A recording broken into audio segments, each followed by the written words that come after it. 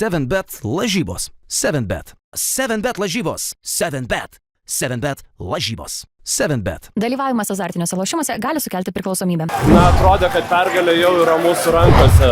Nepaaiškinamas pralaimėjimas. Kas nutiko ketvirtame kėlinyje? Jie ant rizikų metė trajakus ir, nežinau, net ketvirtą kėlinį plus 20 turėjome ir kokių rezultatų jie ketvirtą kėlinį užbaigė, bet užsikūrė, kaip sakant. Vien Fridriksonas 19 taškų per ketvirtą kėlinį. Turbūt, kas apskritai nesuveikė prieš jį? Nežinau, mes tą pačią gynybą žaidėme nuo pradžių rungtynių, bet, kaip pasakyti, žaidė tą pick and rollą, ėjo ant tos kairės rankos ir trajakus mėtė ir viskas. Ir visus sumetė, jeigu 19 įmetė. Dar kažkokio pasiteisinimo detalių čia galima ieškoti ir tiesiog įvyko ir daugiau kažko pridurti ir turbūt sudėtinga.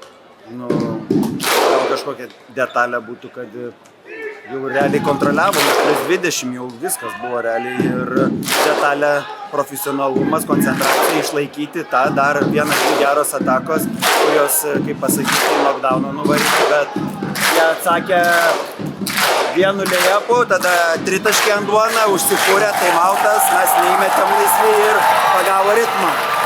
Eimantai, ar gali būti, kad kai jau tą ritmą pagavo, rinktinė tiesiog per daug pajautė tą spaudimą ir pradėjo per daug jaudintis pabaigoje rungtynių?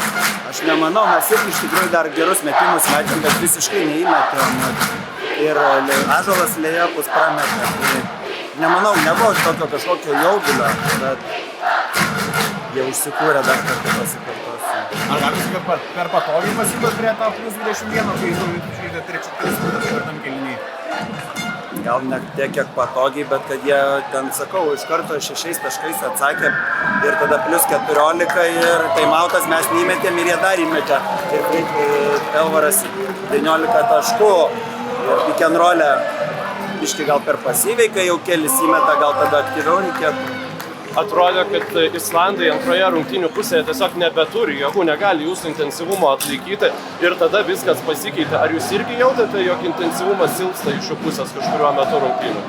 Buvo, pajautėm, kad jau plus 20 lygtis, kaip ir jūs minėjote, kad mes jau realiai jau pergalę rankoje, bet, kaip sakyti, tą impulsą duoda tie laisvi metimai, ant duoną trajaką ir salę užsikūrė, jie patys biškį pajautė, mes laisvų neįmetėm ir viskas. Taip ir būna jau.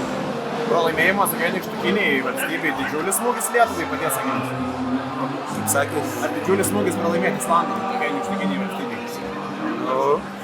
Taip, asmeniškai kiekvienam kaip žaidėjui irgi, kaip pasakyti, profesionalumas prie plus 20 išlaikyti, koncentracija kiekvieno asmeninė turi būti tokia, bet Visien rinktinė kiekvieno lango metu tarsi lipdosi šiek tiek iš naujo. Jūs esate vienas daugiausia patirties turinčių krepšininkų joje.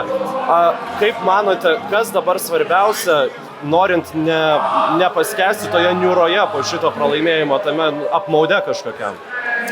Nemanau, kad kažkoksai tai čia apmaudas ar labai stipriai kažkas tai yra. Mes gerai žaidėme, mes viską kontroliavome, bet vienu metu pasižiūrė minus 10, plus 20, plus 10, plus 5, minus 1. Tokiais, kaip pasakyti, atkarpom labai stipriai. Tai,